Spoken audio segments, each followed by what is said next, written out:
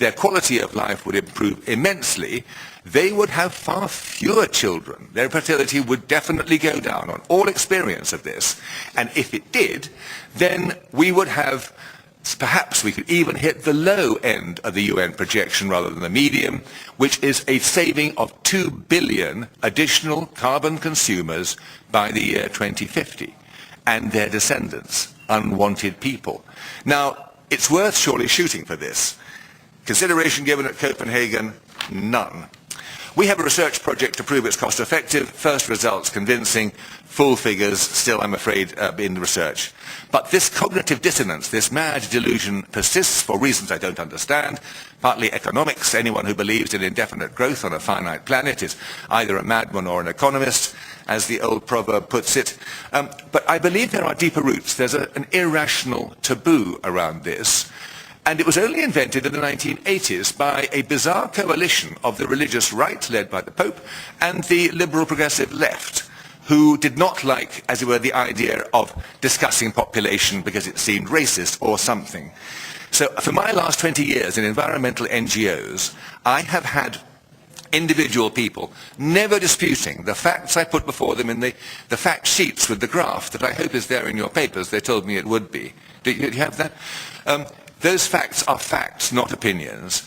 And yet the organizations go on pretending that they can solve all the problems they're talking about, even though they know they can't.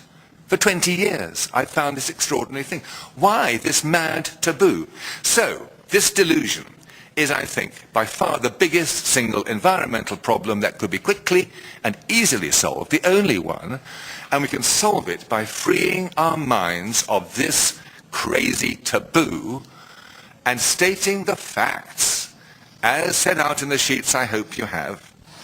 And if that is given first, then action can follow, and action will be much higher profile across the world to population policy across the board, as Barbara Stocking and Margaret Chan and our chairman decided this morning was worth doing. And this would do two wonderful things. It would free women from the burden of unwanted fertility, and it would free the planet from the burden of too many people. Thank you. Thank you very much, Roger. That's extremely clear, and with an extremely clear recommendation. Now, Aubrey, are you leaving us? Or Aubrey intervened this morning on the issue of convergence and contraction and convergence. Presumably, Aubrey, the opposite of that is expansion and divergence. And I'm wondering whether you would argue that, that's what that's what we have at the moment is expansion and divergence, and you want to get this to contraction and convergence. Is that right? Thank you, Chair. I've taken the liberty of preparing one of these for each of you. I didn't realize we had the opportunity to do something on screen. No matter. Just very quickly to say, I got involved in this debate in 1989 when climate change became a political issue. The Climate Change Convention was created and signed into law, subject to ratification, by 1992. The key thing about the convention is its objective, which is stable greenhouse gas concentration in the atmosphere at a level which is not dangerous, so you could transpose that as, quote, safe. And the principles on which the convention is supposed to be enacted are precaution and equity. And although there were quite a lot of arguments that led to that document, it was indeed agreed, and then it was subsequently ratified into force in 1995, and the COP process began in that year. And COP, the Conference of the Parties, that is, number 15, happens at the end of this year in Copenhagen, where supposedly, finally, the global deal that is going to save us from climate change is supposed to be struck. And people ask me whether I'm optimistic about that or not. And I say I've given up on optimism and on pessimism. My background is just as a musician, and it's very simple.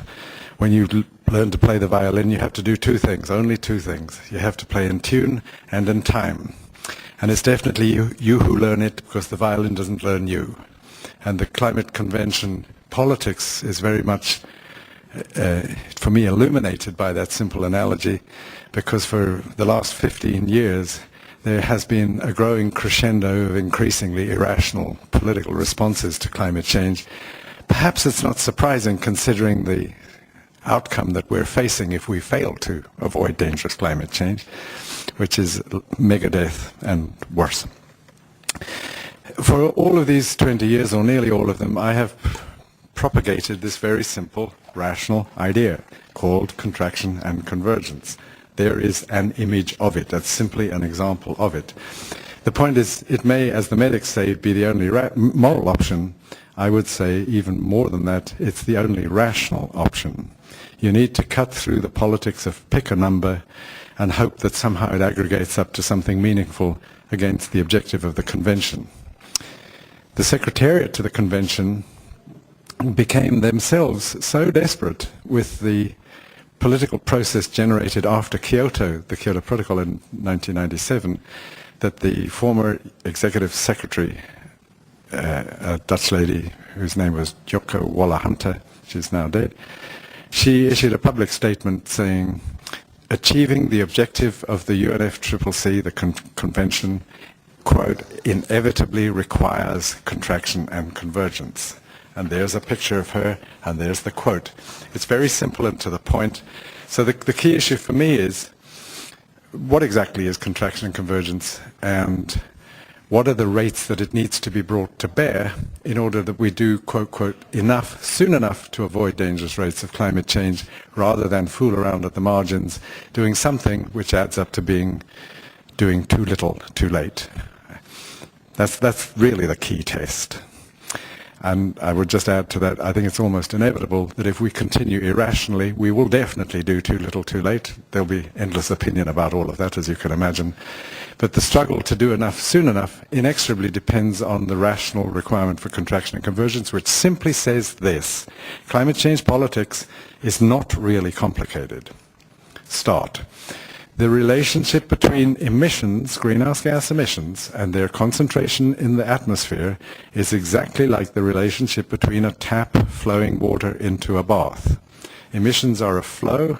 The atmosphere is a stock. It's like a bath. The water from the tap accumulates there. The analogy works a little better still, because in the natural system, the sources of our emissions go into the atmosphere and accumulate there. We thought only to the extent of 50% of each year's emissions, and the natural sinks took back the other 50%. You can imagine the plug hole in the bath crudely going at half the rate of the tap. So 100% goes in, 50% goes out, 50% adds up, so the bath level goes up. Just to complete the analogy, all it means is we have to collectively to turn that tap off so that the bath doesn't overflow. It really is no more complicated than that at a first order argument. So to turn the tap off is contraction. The convergence bit is, how does everybody, meaning all the nations who are signatories to this convention, did you say 186 is about that number, how do they cooperate to achieve that contraction event based on these so-called common but differentiated responsibilities? There's been a tremendous amount, a growing amount of political noise about all of that. And it's not only been very, very tactical, it has generally tended to be, I'm not going to do something unless somebody else does something, and a sort of veto-based politics, which at worst is like the politics that I tended to grow up with in South Africa, which was a bit like the politics of elitism and the politics of blame. The most searing example of the failure of the politics of blame to remember is the Treaty of Versailles, which led to Nazism. That was Germany basically had to pay reparations for the First World War, and it created Hitler, and God knows we all paid a price for that.